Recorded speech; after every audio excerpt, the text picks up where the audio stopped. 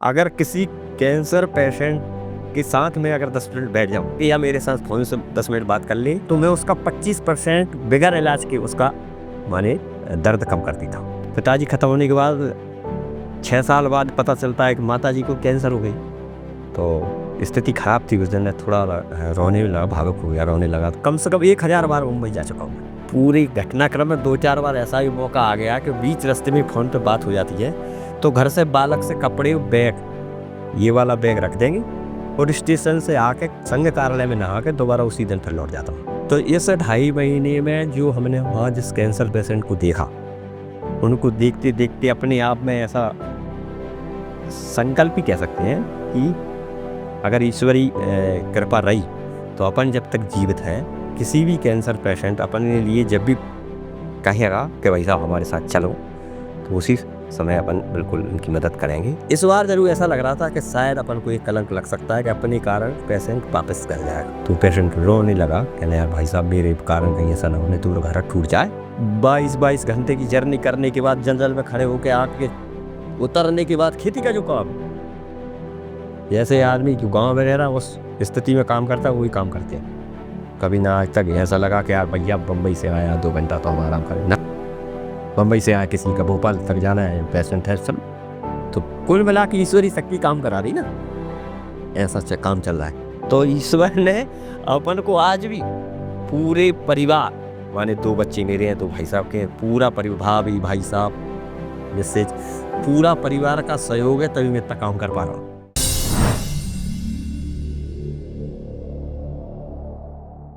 यह असीम निज सीमा जाने और सागर भी तो यह पहचाने कि मिट्टी के पुतले मानों ने कभी न मानी हार। शिवमंगल सिंह सुमन जब इन पंक्तियों को लिख रहे होंगे तो जरूर उन्होंने ऐसे ही किसी कहानी के बारे में सोचा होगा जो कहानी विदिशा के एक गांव गमाकर से निकली। कहानी है अजय सिंह रघुवंशी की, जो पहली बार अस्पताल अपनी मां के साथ गए और उसके बाद ये तय किया कि जो समस्याएं उन्होंने झेली हैं वो अब किसी और को नहीं झेलनी पड़ेंगी। एक कहानी जिसमें गांव के युवक ने अपने सूक्ष्म संसाधनों के साथ भी आज तक 1000 से ज्यादा लोगों की मदद उनके कैंसर के इलाज में की है। नमस्कार, मैं सौरभ कुमार, आप देख रहे हैं आयुध, और आज के वीडियो में आपको अजय सिंह रघुवंशी की कहानी सुनाने जा रहे हैं। अजय सिंह रघुवंशी अब तक 1000 से ज्यादा लोगों की मदद कैंसर के इलाज में कर चुके हैं। इसके साथ ही जो लोग आर्थिक रूप से संपन्न नहीं है उनकी सहायता भी अजय सिंह लगातार करते हैं। इस बीमारी में जो पेशेंट है उसका केवल विल पावर का काम करता है। और दूसरा, अगर किसी कैंसर पेशेंट के साथ में अगर 10 मिनट बैठ जाऊं, जैसा कितना ही टूटा हो घबरा जाता है, जैसे मैं उस दिन पर घबराया था, किसी भी पेशेंट की या मेरे साथ फ़ोन से 10 मिनट बात कर ले या मेरे साथ बैठक हो जाए तो मैं उसका 25% बगैर इलाज के उसका माने दर्द कम कर देता हूँ। उतना उसको बिल पावर मिल जाता है कि नहीं यार भाई। और उसको नहीं तथ्य बताता हूँ, ऐसा नहीं, इन 717 में से आज कम से कम 300 आदमी ठीक हैं। कम से कम 1000 बार मुंबई जा चुका हूँ मैं। हाँ, मेरा जाने का तो एक और मैं बताऊँ आपको, क्या बताऊँ मैं, अब पंजाब मेल से आ रहा हूँ मैं। मुंबई से पंजाब मेल पहुंचती है बासुदा 11 बजे और 3 बजे वापस फिर होती है पंजाब में। तो इस पूरी घटनाक्रम में 2-4 बार ऐसा भी मौका आ गया कि बीच रास्ते में फ़ोन पे बात हो जाती है तो घर से बालक से कपड़े, बैग, ये वाला बैग रख देंगे और स्टेशन से आके संघ कार्यालय में नहा के दोबारा उसी दिन फिर लौट जाता हूँ। एक पेशेंट की क्या हैसियत है, उसको रिजर्वेशन वाले में जाना तो रिजर्वेशन वाले में चल, जनरल वाले में चलना तो जनरल वाले में, नहीं तो ये तू रिजर्वेशन वाले में चल, मैं जनरल चला जाता हूँ। वहाँ भी इतने दिन जाते जाते जाते वहाँ मित्र, एक मेरा मित्र बन गया तो उसने भी एक रूम दे दिया बम्बई के अंदर थाने में। तो पेशेंट, बम्बई में सबसे बड़ा रहने का खर्च, पेशेंट और उसके साथी को अपन धर्मशाला में रोक देते हैं, वो भी कम वाले में। ऐसे 4-5 गुरुद्वारे धर्मशाला में इतनी संपर्क हो गए हैं कि उनको सहायता वो समझ रहे हैं कि ये काम ठीक है और वो सेवा कर ही रहे हैं, उनको भी कर रही हैं। गुरुद्वारे वो बेचारे 500 रुपये में बढ़िया एक अटैच लेट बाथरूम वाला कमरा देते हैं, दोनों समय का भोजन देते हैं, दोनों समय का अल्पाहार चाय सब देते हैं। तो भी अपन उनको 2 जने को के हिसाब से 300 रुपये लगते हैं तो 2 तुम यहाँ रहो। मेरे लिए वो मित्र ने जो मकान दे दिया ना, चौथे माला भी थाने में एक कमरा है, सब है उसमें व्यवस्था, मैं वहाँ रखता हूँ। और ये अगर सिंगल आदमी कोई पेशेंट है तो उसको भी वही ले जाता हूँ, तो उसका वो बेबी बच जाता है। भोपाल से, दिल्ली से, फैजाबाद से, यूपी से, हर जगह से वो फ़ोन आते तो कांटेक्ट हो जाता है। तो अगर जो सक्षम है, मेरी बात हो जाती है कि भाई साहब अगर आप मेरे बगैर जाए, आप बम्बई जैसे चले जाएँ, मैं फ़ोन से यहीं से सारा काम करा दूँगा, तो वो बता दूँ। और नहीं भाई साहब हम तो इलाज कराएंगे नहीं, आप चलो एक दिन के बदले। तो चाहे फिर थ्रेसर लगी हो, चाहे बोनी हो रही हो, चाहे बारिश हो रही हो, फिर किसी भी कीमत पर आज 28 साल के अंदर ऐसा मौका नहीं आया। ईश्वर से आज फिर भी प्रार्थना करता हूँ, कभी भी ऐसा मेरे को अभी कलंक नहीं लगा, कहने को ये लगा कि भाई साहब आप चले जाओ, मैं नहीं जाऊँगा। कि जो बाबरी मस्जिद का जिस दिन ढहा हुआ था ना, गिरी थी, उस दिन के एक दिन पहले मेरी माताजी बासुदा जी, मेरे मामा जी हैं, वहाँ 8-10 रोज से रह रही थी। तो उनने दोपहर में, अमावस्या थी उस दिन, उनके मामा जी के घर पे खीर बनी होगी, तो उनने खाया, भोजन कर रही थी, तो खीर का जो चावल का जो रहता है वो उनके गले में जहाँ वो प्रॉब्लम थी वहाँ फंस गया होगा। फंसने के बाद जब उनको उसमें उल्टी हुई तो उनको ब्लड निकला। तो उन्होंने कहा हो सकता है, मामा जी ने कहा ब्लड हो सकता है निकल गया हो। इसके बाद भी उनने फिर गाँव खबर भेजी उसी दिन शाम को, यार भैया थोड़ी सी आना, माता जी की ऐसी प्रॉब्लम है। तो आए डॉक्टर, अब घबरा तो आए तो हाँ देखा, और मामा जी कहने लगे खून थोड़ा ज़्यादा ही निकला था, तो कुछ ना कुछ गहन बीमारी हो सकती है। तो हमने कहा आओ, बासुदाम पूछा कई बंधुओं से जो डॉक्टरी लाइन में जानते थे, तो कहने भाई साहब विदिशा में एक डॉक्टर है गोविंद ताम्रकार। तो सुबह एक ट्रेन से हम विदिशा आ गए। विदिशा आके जैसे हम उनसे बैठ हुई तो उन्होंने कहा कि ठीक है आप सरकारी अस्पताल में ले चलो, थोड़ा सा मैं एक नॉर्मली फिजिकल ऑपरेशन थिएटर में ले जांच करूंगा। उसमें उनने जांच की, जांच करने के बाद 4-1 बजे वो कहने लगे यार भाई साहब थोड़ी सी चिंताजनक बात है। तो मैंने बताई भाई साहब, वो कहने लगे कि आपकी माता जी को कैंसर है। तो थोड़ा सा उस कैंसर का नाम सुना था तो उसको सुनते ही मुझे ऐसा लगा कि अब तो मान लो पिताजी शांत हो गए। वो मेरे पिताजी भी मेरी छोटी उम्र में 1984 में ही वो टीबी उनकी बीमारी हो गई। तो उस समय टीबी का इलाज बहुत कठिन था और हम दोनों भाई छोटे छोटे थे, तो एक केवल जानकारी के अभाव में पिताजी को खोना, हमको ऐसा लगा कि शायद अपन पढ़े लिखे या बड़े होते तो पिताजी को बचा लेते। पिताजी खत्म होने के बाद 6 साल बाद पता चलता है कि माता जी को कैंसर हो गई। तो स्थिति ख़राब थी उस दिन, मैं थोड़ा रोने लगा, भावुक हो गया, रोने लगा। तो डॉक्टर साहब ने बहुत समझाया, बैठाला मुझे, कहला नहीं अभी ऐसी बात नहीं है। मैंने पूरी स्टोरी सुनाई कि भाई साहब ऐसी बात है, हम छोटे छोटे भाई हैं और पिताजी पहले ही ख़त्म हो चुके हैं। तो कहना नहीं ठीक हो जाएंगे वो। तो कहने आप भोपाल ले जाओ कैंसर हॉस्पिटल। तो मैंने कहा साहब भोपाल में ठीक हो तो जाएंगी। कहला नहीं हो तो फिर आप इंदौर ले जाना। तो मैंने कहा इंदौर में ठीक हो जाएंगी। कुल मिला के ऐसे उनने कहीं गवाह ले लिया। तो आखिरी में मैंने ये कहा कि आप तो ये बता दो कि कुल मिला के माता जी ठीक होंगी कि नहीं होंगी, और जहाँ होंगी वहाँ हम ले जाएं। तो कहले ऐसी तो ही स्थान है कि इंडिया में अगर कहीं इलाज कराओगे आप तो बम्बई में एक टाटा मेमोरियल नाम से हॉस्पिटल है, वहाँ ले जाओ, या फिर अमेरिका ले जाओ। तो अमेरिका का नाम थोड़ा बहुत सुना था, अपने पास इतना तो पैसा भी नहीं था, छोटे से किसान थे और ऐसी कोई व्यवस्था भी नहीं थी। और व्यवस्था के साथ साथ पहली बार विदिशा आना हुआ था मेरा, भोपाल मैंने देखा नहीं था। तो थोड़ा बम्बई का नाम सुन के डर तो लग ही रहा था, लेकिन फिर हम कहा प्रयास करेंगे। तो कहले कब तक ले जाओगे? तो मैंने कहा आप जितनी जल्दी से जल्दी कहोगे उतनी जल्दी हम ले जाएंगे। तो कहले आप तो 2-3 दिन में ले आओ तो भी ठीक है। तो मैंने कि कौन सी गाड़ी आती? कहले वो आपको देखना पड़ेगा और वहाँ थोड़ी सी समस्या है, लूटपाट का भी डर रहता है और आपकी जान मान का भी वहाँ रहेगा, आप 4-5 जने जाना। तो मैंने कहा ठीक है हम बात करते हैं ले जाएंगे। तो फिर मैंने गाँव में जाके बाज़ार में जाके पता किया, तो मामा जी से उनसे आग्रह किया। तो वो कहने लगे कि उनने बात की इतनी लंबी छुट्टी मेरे लिए सरकारी वो थी नौकरी नहीं मिल पाई, 1-2 दिन की कहेगा तो मैं चलूँगा। बड़े भाई साहब कहने लगे भैया अपन दोनों चलेंगे। तो मैंने तो सोचा नहीं चलेंगे बाद में, अपन दोनों चलने की दिक्कत तो नहीं। मेरा उद्देश्य ये था कि कोई एक ऐसा आदमी मिल जाए कि अपन को बता दे तो अपन वहाँ रह जाएंगे। भाई साहब खेती और घर की समस्या देखते रहेंगे। तो अचानक किसी से ऐसा पता कर रहा तो एक व्यक्ति ने कहा कि आपके ही गांव के छोटे राम जी रघुवंशी हैं, वो शहजाद पर उनकी ससुराल उनके साले को हो गई होगी कभी, उनको लेके जाते हैं और वो सब कर देंगे आपका। तो मैंने कहा ये और अच्छी बात है। तो मैं पता करके शाम को उनके घर पहुंचा तो उनसे आग्रह किया। आग्रह करने के बाद उस दिन उनकी स्थिति ऐसी थी कि उनका मकान का काम लगा हुआ था तो छत उधरा था। कहने यार भाई ऐसी ऐसी स्थिति, अब बता यार, अब मैं ज़्यादा दिन नहीं तो रुक सकता। मैंने उनसे आग्रह किया, भाई साहब आप तो केवल मेरे लिए हॉस्पिटल बता दो, बम्बई की स्टेशन बता दो, यहाँ से टिकट मिलती है, वो गाड़ी बता दो, बस इतना आप कर दो। क्या इतना काम तो मैं दिन भर में करा दूंगा, तो मुझे शाम को बैठा देना। जी भाई साहब। वो साहस दूसरे दिन तैयार हो गए, पैसे मैसे जैसे थे और बाकी रिश्तेदारों से भाई बंधुओं से इकट्ठा करके हम दूसरे दिन मुंबई चले गए। जाने के बाद दिन भर उन्होंने पूरी प्रक्रिया बता दी। प्रक्रिया बता के उनको मैंने शाम को वापस भी कर दिया। दादर में ही संत गार्ड की करके एक धर्मशाला है, जहाँ अपन ऐसा कह सकते हैं कि अपन जैसी गरीब आदमियों का एक सहारा है वहाँ।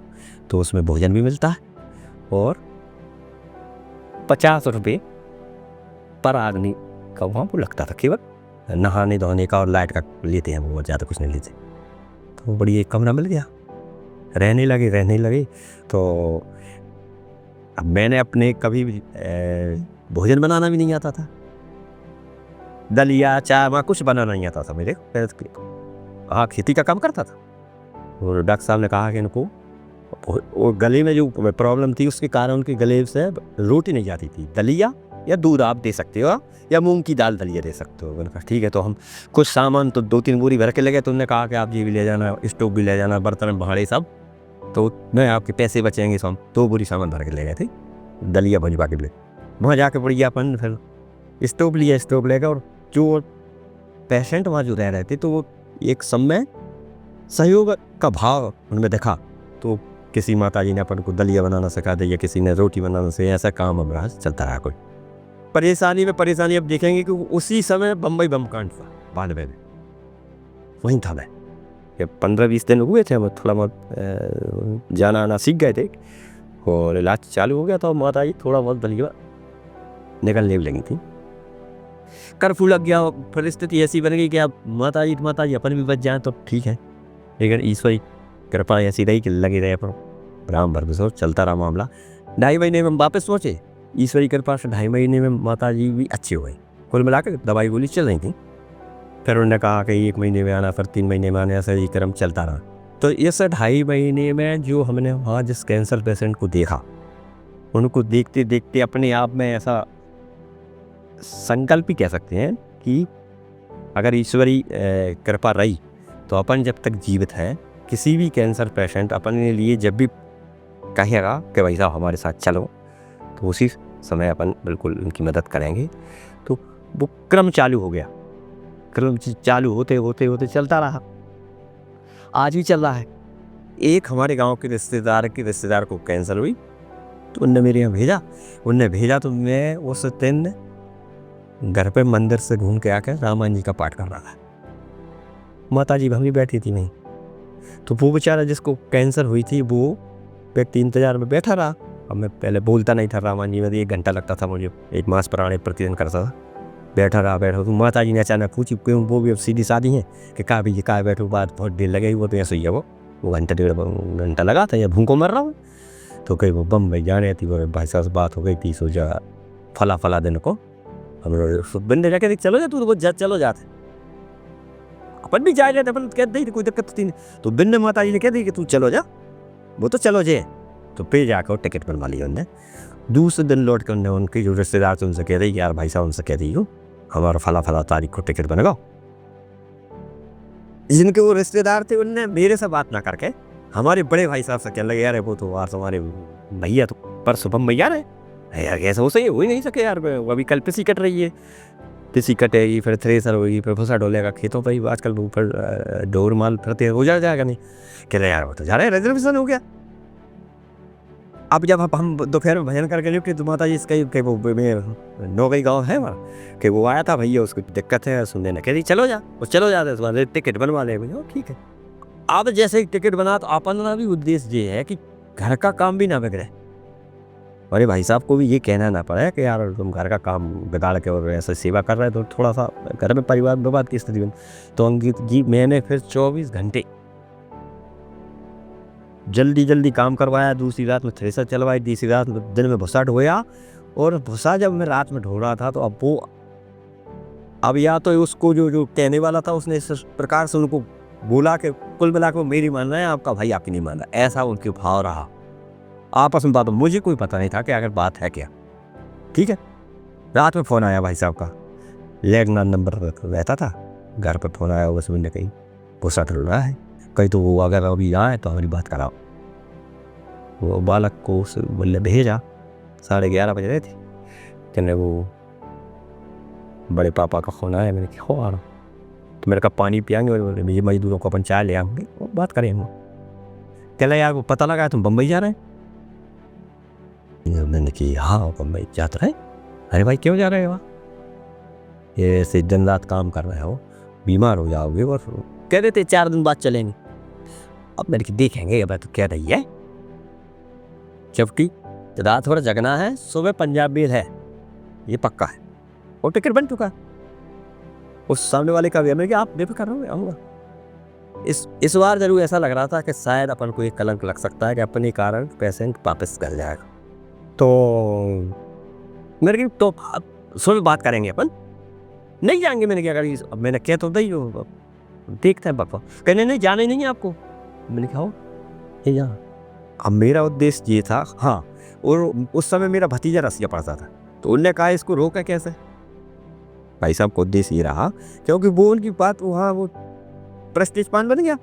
वो कह लगे कि वो एक काम करो, वो शैलेंद्र को पैसे डालने भोपाल जाना है आपको कल। नहीं जाओ, तो अब अपन पैसे डालना है और पंजाब मेल पकड़ना है, तो 2 प्रकार का काम करेंगे। ठीक है, और बम्बई जाना नहीं है आप भाई, बिल्कुल नहीं जाएंगे। बढ़िया, सुबह 4 बजे तक हमने भुसा ढोया, नहाया धोया, मंदिर गए। मंदिर जाकर 7:30 बजे उस पार्टी को फ़ोन लगाया मैंने। कपिल नौगई वालों का फ़ोन आया था मेरे पास कि भैया वे आ गए हैं और सुबह एहसास में हाँ ठीक। उनको मैंने फ़ोन लगाया कि आप उनसे कहना मैं उनको भोपाल की हबीबगंज स्टेशन पर मिलूँगा, मेरे को यहाँ ढूंढने की कोशिश ना कर, मेरा फ़ोन रहेगा बंद। ऐसा मैंने कह के वो फ़ोन मोबाइल था वो बंद कर दिया कर। तो मैं जैसे ही निकला तो वो कहने लगे कहाँ है, कहीं वो मंदिर गए, कि आ जाओ तो हमारी बात करा देना। मैंने आओ, देखे भी करा दे। लौट के भाई साहब फ़ोन आप कर रहे हैं, कोई बात नहीं, बात करी। वो कहाँ है, ये वो बम्बई नहीं जाने आप ही। हाँ मैं नहीं जाने था, वो आए पैसे डाल रहा है। हाँ मैंने पैसे डाल, आप इससे बेफिक्र करना, पैसे डमे। तो बासदा पहुँची। मैं ये उद्देश्य से गया आया था वहाँ से कि मोटरसाइकिल से, अब ऐसी कोई ट्रेन नहीं थी बासुदा से, कि पहले 12 बजे भोपाल पहुँचे और फिर वहाँ 1 घंटा अपन हबीबगंज एबी नगर से चौराहा जहाँ बैंक थी स्टैंडर्ड चार्जर, जिससे करेंसी चेंज होती थी, यहाँ तक आए फिर पहुँच जाए हबीबगंज।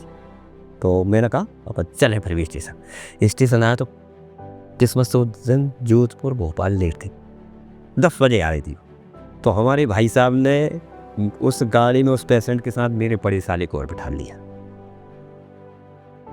इतनी बात बन गई आ गए कि जाओ आपके भैया बहने उसे कहना कि वो भोपाल से वापस आ जाए, नहीं तो मैं पीछे से बम्बई आ रहा हूँ, ऐसे भी लगा। तो जैसे अपना मोबाइल चालू हुआ तो साले साहब को फ़ोन, कहाँ हो गए भाई, हबीबगंज खड़े कि हाँ मैं भी आ रहा हूँ और मिल जाइयो।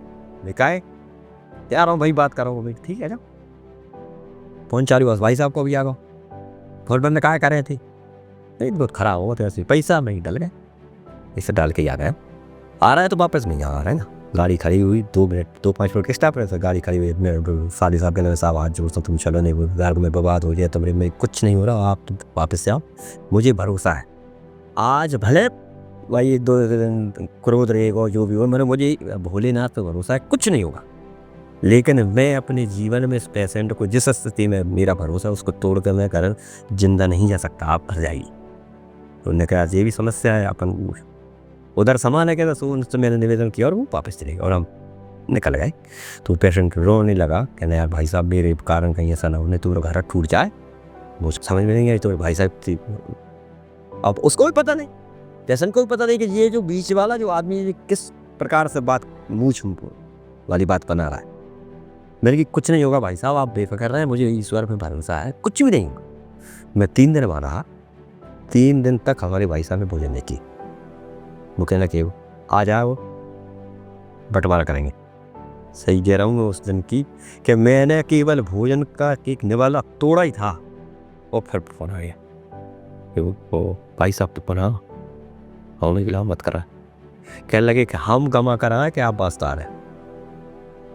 काहे? कहने लगे आप गांव वालों की बात मान रहे हो, हमारी बेइज्जती करा रहे हैं। मैंने नहीं, ऐसी कोई बात नहीं। कह रहे नहीं, आप भारत, हम पंचोले के भाव है, हमें आपके साथ तो नहीं रहना। थोड़ा सा है तो अपन मनुष्य। तो थाली में जो का वो छोड़ा, 7 मिनट के अंदर बासुदा से राधा के ऊपर में मोटरसाइकिल लगा दी थी। अपने जीवन में इतना कभी क्रोध नहीं आया मुझे, इतना क्रोध था उसे। अब जो हो वो 7 मिनट में दरवाजे गाड़ी खड़ी की, हमें बताइए। पहले बताओ कहा अजय सिंह जी बुला रहे हैं, केसरी सिंह एजेंट हमारे चाचा उनको बुला रहे हैं, फलाना करके वो ये और अपना अपना करो, आप हमारी बेइज्जती कराओ। मैं सुनो, मैंने कोई चोरी नहीं की कि मैं किसी अजय सिंह के घर जाऊं या केसरी सिंह के घर जाऊं। आपको जो देना है, अगर ऐसी बात है तो आपको जो देना है वो आप दीजिए, मैं स्वीकार करता हूँ। हाँ, अगर आप बेइज्जती या गलती की बात कर रहे हो तो फिर जहाँ से कुछ नहीं, मतलब नहीं, आप गवा कर चलो, पूरे गाँव को बुलवाओ कि हमारे भाई ने ऐसा गुनाह किया है। और जिस आप की समाज में जो कहते हैं कि एक गरीब समाज नीच जात है, उससे आप जूता दिलवाओ। मैंने गुनाह किया है तो अरे कई बार ज़्यादा बात मत करो, बहुत जूता तू हमें जूता दिलवाना, मैं बताओ ना क्या जूता दिलवाना, कि तू गांव वाले की बात मान रहा और हमारी बात नहीं मान। नहीं, बस यही बात है। मुझे कोई पता नहीं, ना मेरे उससे बात हुई, ना मुझे ऐसा पता है कि आपकी प्रेस्टीज पार्ट दोनों का चल रहा है। बड़ी ऐसा पंचायत खत्म हो गई थी, भोजन कर लो तो पर ये दोनों भाइयों ने भोजन करियो, आधा घंटा घर पहुँचे। तो ईश्वर ने अपन को आज भी पूरे परिवार, माने 2 बच्चे मेरे हैं, 2 भाई साहब के, पूरा परिवार, भाभी भाई साहब, जिससे पूरा परिवार का सहयोग है तभी मैं इतना काम कर पा रहा हूँ। वैसे कब तक करेंगे? अब भाई आज गए, घरवाली लड़ रही है या बच्चे लड़ रहे हैं, उसमें खर्च भी होता है। तो अगर घर वालों का सहयोग नहीं होता तो अपन कर ही नहीं सकते, तो उनका सहयोग ज़्यादा है, अपन कुछ नहीं कर रहे, वही कर रहे हैं। और सबसे बड़ा सहयोग ईश्वर का है कि अपन वो प्रेरणा दे रहा है। और 22 घंटे की जर्नी करने के बाद, जंगल में खड़े होकर आपके उतरने के बाद खेती का जो काम है, जैसे आदमी जो गाँव में रह रहा है उस स्थिति में काम करता है, वही काम करते हैं। कभी ना आज तक ऐसा लगा कि यार भैया बम्बई से आया 2 घंटा तो हम आराम करें, ना बम्बई से आया किसी का भोपाल तक जाना है, पेशेंट है, चलो। तो कुल मिला के ईश्वरी शक्ति काम करा रही ना, ऐसा काम चल रहा है। स्थानीय स्तर पर जिसको जो जरूरत है, कम से कम 5-7 जगह देसी दवाइयाँ जहाँ मिलती हैं, वहाँ से भी किसी पेशेंट को जिनका बम्बई में डॉक्टरों ने मना कर दिया तो वो दवाई लाके भी मैंने दे दी है। 5-7 जगह बता रहे, हिमाचल, अपना बैतूल, कर्नाटक, प्राकृतिक चिकित्सा है, वहाँ से भी ला के दे दी। 5-7 जगह की वो दे दी, नासिक और भोपाल कैंसर अस्पताल में भी जिनके पास बिल्कुल पैसा नहीं है उनको वहाँ भोपाल पहुँचा दे। तो ईश्वरी कृपा से स्वयं से अभी मिल गया, तो वो भी पूरी मदद करता है 24 घंटे। बाई फीस जरूर नहीं मिले, कॉन्टैक्ट से काम चलता है, वो बड़ी श्रद्धा से काम करता है। दूसरा, बासोदा के अंदर भी ऐसे 4-5 डोनर हैं जो पैसे अपन बता देते हैं, यार भाई साहब आ रहे हैं, उनकी ज़रूरत लगे, 5-10 हज़ार रुपये इकट्ठे करके उनको भेजा है। बम्बई में भी ऐसे लोग मिल गए, ईश्वरी कृपा से, कि जो 1 से लेकर 1 हज़ार तक रुपये दिए हैं। ये भोपाल के साहू जी हैं, उनको ज़रूरत लग गई थी। अपने बासुदा में कपिल बाबू के मोटरसाइकिल शोरूम पर उनका बड़ा भाई काम करता है, उन्हें जानकारी मिल गई हुई। तो मैं उस समय बम्बई था, उन्होंने कहा है भाई साहब ऐसी ऐसी बात है, इसको 1 लाख रुपये अगर मिल जाए। तो एक बम्बई में ऐसा दाता मिल गया था अचानक। मैं 2020 में 2020 मैं उस महीने में सबसे ज़्यादा गया हूँगा। तो एक माह में उन्होंने मेरे को 6 बार देखा, मुझे ये पता नहीं था कि ये मुझे नोटिस कर रहे हैं। 7वीं बार उन्होंने मेरे से पूछा, क्यों भाई साहब आपके परिवार के लोग हैं या रिश्तेदार हैं, आप बार बार बम्बई आ रहे हैं? तो मैंने कहा भाई साहब परिवार का तो कोई नहीं, ऐसी सेवा करता हूँ। लेकिन आपने क्यों देखा? तो मुझे ये पता नहीं था कि ये पैसे बांटने के लिए डेली आता है यहाँ। ईश्वर का सहयोग है तो मैंने कहा भाई साहब ऐसी इस बात, तो कहने लगे अब आप ऐसा काम कर रहे हो तो कोई ऐसा अगर मिले आपको जिसकी आप पैसे की वजह से इलाज ना हो पाए तो मेरे को भाई साहब याद करना। तो उनका एक वो कार्ड मेरे को उन्होंने दे दिया। मैं ठीक है भाई साहब, कार्ड लेकर मैं 2-1 दिन रुका, मैं आ गया। उसी पीरियड में देखो आप 4-5 दिन बाद ही कपिल बाबू नोवे वालों का फ़ोन आया, जो भोपाल का साहू का भैया जो भर्ती था, कि यार भाई साहब ये कि ऐसी ऐसी बात है, अगर तुम करा दो, आपका परिचय है। 9:30 बजे रात की बात है। तो मैंने कहा ठीक है, ज़रूरत वाले की ज़रूरत हो जाएगी और बेचारे उसका एक कांटेक्ट हो जाएगा तो नंबर भी वो समझ लेगा। मैंने उसको फ़ोन लगाया रात 9:30 बजे। सो 9:30 बजे उनने हो सकता है कहीं व्यस्त हो, उनने फ़ोन नहीं उठा पाया मेरा, फ़ोन नहीं उठा पाया। मैं ठीक है, फिर मैंने उनका फ़ोन आया, क्या भाई क्यों भाई साहब बात भाई का, मैंने कहा यार भाई साहब फ़ोन नहीं उठा पाए, वो हो सकता है कहीं व्यस्त हो और सुबह तक आएगा, उन्हें मैं दोबारा लगा दूँगा। सुबह इन मॉर्निंग 6 बजे उन्होंने फ़ोन से जगाया मुझे, बम्बई वाले भाई साहब। कह यार भाई साहब माफ़ी चाहता हूँ, मैं फ़ोन नहीं उठा पाया आपका। हाँ बताइए। मेरे भाई साहब आपने कही थी कि कोई अगर ऐसा ज़रूरतमंद तो ये कल परसों में ऑपरेशन होने वाला है, उसको गरीब आदमी है, उसको 1 लाख रुपए की ज़रूरत लग रही है। तो कह लगे उसने कहा कि आपका अकाउंट नंबर दो मुझे, मेरे से बोला कि आपका अकाउंट नंबर दो। मैंने नहीं भाई साहब मेरे में भी नहीं डालना अकाउंट नंबर में, नाम मरीज के में डालना। उस ससुरस हॉस्पिटल का या ज़्यादातर हॉस्पिटलों का मरीज के नाम का अकाउंट रहता है, सास की जो सहायता जाती है वो। तो मैंने कहा आपको मैं उनसे सुबह जो हॉस्पिटल का अकाउंट होगा उसका दे दूंगा, उसमें आप डाल, जो पैसा इलाज के लिए आ रहा है वो इलाज हो। तो मैंने उनको सुबह फ़ोन लगाया कि भाई साहब आपकी व्यवस्था हो जाएगी। उनका फ़ोन आ गया वापस, आए कहना भाई साहब बहुत बड़ा काम हो जाए। तो फिर मैंने उनको फ़ोन लगाया, मैंने कहा आप हॉस्पिटल से डॉक्टर साहब से पूछो हॉस्पिटल का ये अकाउंट है क्या, कोई अकाउंट नंबर दो, कोई अकाउंट नंबर मैं दूंगा उनको, उनका ये नंबर है। भाई साहब आप मजाक समझेंगे, इनने अकाउंट नंबर दिया, 15 मिनट के अंदर 1 लाख रुपये डाले साथ में। फिर मैं उनके घर गया एक बार धन्यवाद देने के लिए। मैं इतने 700 लोगों के साथ गया, वो हर आदमी इस स्थिति में रहता है भाई साहब बहुत बड़ा एहसान कि नहीं कोई एहसान नहीं किया। एहसान अगर कर रहे हो तो ये एहसान कर देना कि कोई गरीब या कोई परेशान आदमी की आवाज़ अगर आपके कान में से जाए कि हम परेशान हैं यार भाई साहब, भगवान कैंसर पेशेंट है, और बता दिया, जब आप टूट जाओ तो उस टूटे हुए आदमी को नहीं मैं चाहता हूँ मैं ठीक करा मेरे घर के सदस्य ठीक हो गए, तो उस दिन मैं अपनी आत्मा के लिए समझूंगा बहुत बड़ा आसार मिल गया। और ये काम न किसी लालच के लिए नहीं कर रहे, केवल आत्म शांति के लिए कर रहे।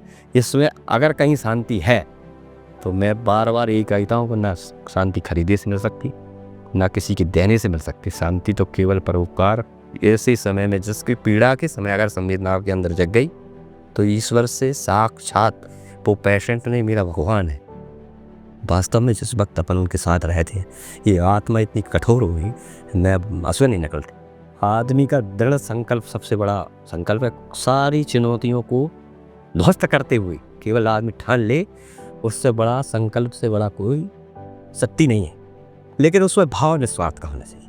बस परिस्थिति बहुत कई विडम्बनाएं, कई दौर आए, परीक्षाएं भी आई, लेकिन ईश्वर ने सारी व्यवस्था बनाते हुए आज दिन तक के रिकॉर्ड में मुझे ऐसा नहीं लगा कि मेरे मन में ये पीड़ा हुई कि अब मैं यार आज मैं नहीं जा पाया, नहीं हो।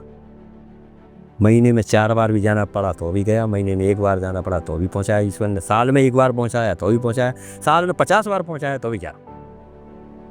मैं आपसे कह रहा हूं कि मैं कोई करके देख ली, घर जो बैठा है उसको तो बुखार जुखाम तबीयत खराब ऐसी हो सकती है पीड़ा। बम्बई नहीं गया हूँ, मुझे बुखार जुखाम हुआ है।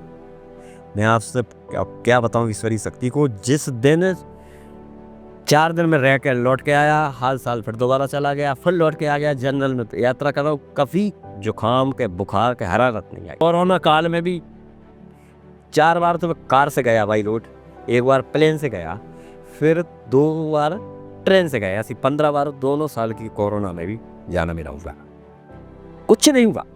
घर वालों ने भी कहा, रिश्तेदारों ने भी कहा ये तुम मरेगा।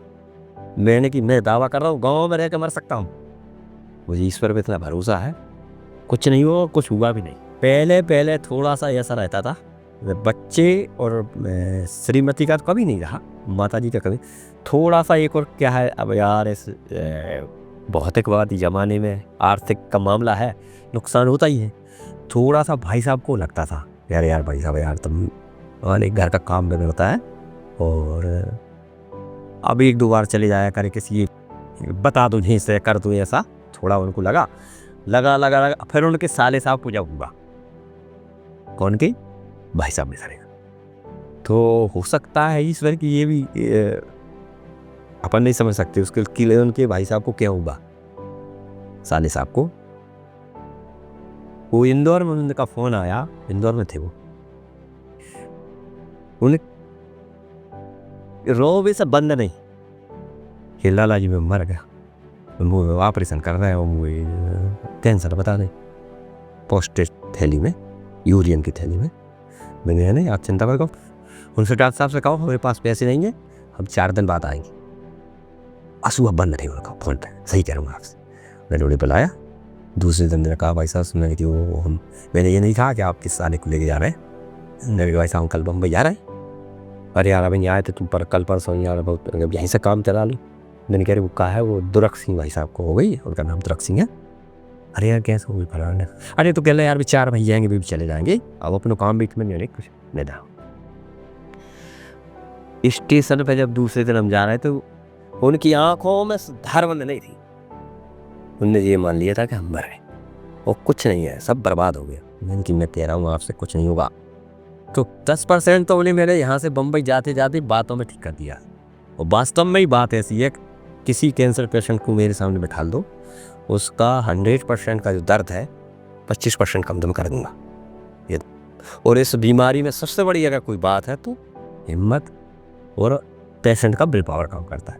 और जहाँ वो डूबा तो वो डूबता ही चला जाएगा, उससे कोई बचा नहीं सकता, कितना इलाज अच्छा हो जाए। वो ठीक हो गए तो उन्हें भी लगा यार काम तो ठीक है, तो कहीं 1-2 बार चला जाया करे बताते। तो कुल मिला के पूरा घर ही सहयोग कर रहा है। और हकीकत में अगर घर वाले सहयोग नहीं कर सकते तो मैं ये काम जो चल रहा है करते ही नहीं कर सकता, ना कोई कर सकता। 1 दिन करेगा, 2 दिन करेगा, उसी को लेकर डेली टेंशन कहाँ तक करेगा। तो आज पूरे 4 बच्चे, माने 2 भाई साहब के, 2 मेरे, भाभी भाई साहब, श्रीमती माता जी, पूरे घर का इतना सहयोग है। और ये पुण्य काम अपने हाथ से लिखा है, ईश्वर जब तक कराएगा तो अपनी तो सोचिए कि ताजीवन करते रहें, तो भगवान की जो इच्छा होगी, और बगैर ईश्वर के अपन कुछ कर भी नहीं सकते। लगातार जुड़े रहने के लिए आयुध को सब्सक्राइब जरूर करें।